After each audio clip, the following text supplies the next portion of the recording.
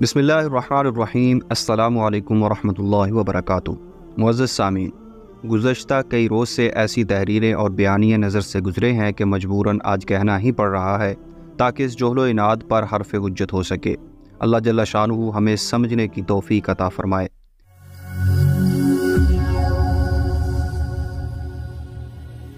اسلام ایک ایسا مذہب ہے جس کے اندر اللہ جل شانہ نے ہمیں بات کرنے اور اختلاف کرنے، تنقید کرنے اور تصحیح کرنے کے آداب سکھائے ہیں۔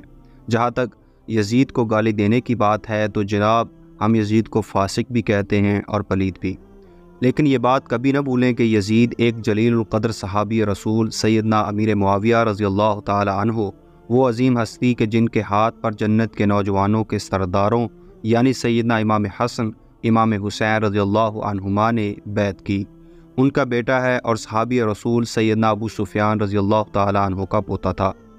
اور نہ صرف وہ حضرت حسین رضی اللہ تعالیٰ عنہ کا رشتہ دار تھا بلکہ پیارے نبی صلی اللہ علیہ وسلم کا بھی رشتہ دار تھا۔ یزید کی پھپھو اللہ کے نبی صلی اللہ علیہ وسلم کی زوجہ اور ام المؤمنین ہیں، یعنی تمام مومنوں کی ماں ہے، اور وہ رشتہ میں سیدنا حسنین کریمین کی نانی اماں ہیں۔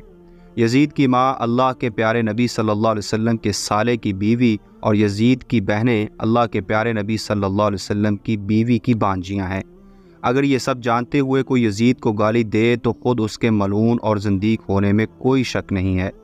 یاد رکھے سیدنا نوح علیہ السلام کا بیٹا کافر تھا، لیکن اس کو گالی دینے والے خود صاحب ایمان نہیں ہو سکتے، کیونکہ اس کی ماں نبی کی بیوی اور بہنیں نوح نبی علیہ السلام کی بیٹیاں ہیں۔ یہ مسئلہ خوب اچھے سے سمجھیں اور ہر حال میں زندیقین اور منافقین کے اس عمل کو روکیں۔ عموماً سوچی سمجھی سازش کے تحت خالص گستاخی کی نیت سے یزید کے آبا کو برا بلا کہا جاتا ہے یا اس کو گالی دی جاتی ہے۔ ہمارا فریضہ یہ ہے جہاں تک ممکن ہو سکے ہم اس سلسلہ کو ختم کروائیں اور جاہل عوام الناس کو حقیقت سے روشناس کرائیں۔ اللہ جل شانہ ہمیں حقیقی ایمان کو اور حقیقی اسلام کو جاننے، سمجھنے اور اس پر عمل کرنے کی توفیق عطا فرمائے۔